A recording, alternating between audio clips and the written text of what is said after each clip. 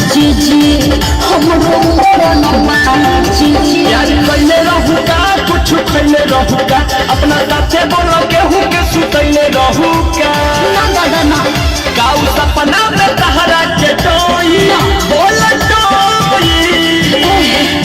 राजा रउआ के हो रउआ के राजा रउआ के मजा कोई देले होई तब बुझी हमरा से मजा कोई ले ले होई राजा रउआ के मजा कोई देले होई तब बुझी हमरा से मजा कोई ले ले होई ठीक है।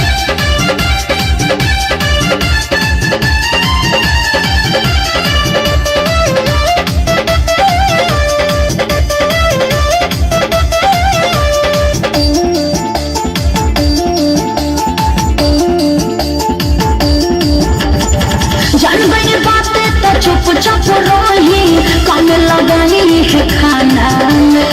जदि जे हमरा के टॉर्चर करब चली जाइब हम थाना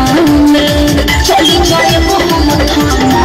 में जोड़ गईले हो माथे छोड़ गईले हो बसी हमारा से आनंद किशोर गईले हो किशोर गईले हो ऊपर जैसे दिन रात रोई खूब रोई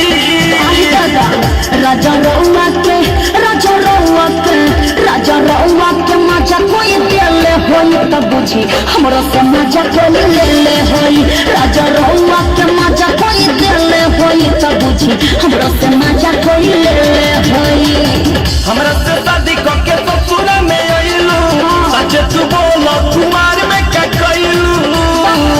ताहा नहीं हर में रहे का कोई हाँ हो कोई राजा रउआ के हाँ रउआ के राजा रउआ के मजा कोई देले होई तब बुझी हमरो से मजा कोई ले ले होई राजा रउआ के मजा कोई देले होई तब बुझी हमरो से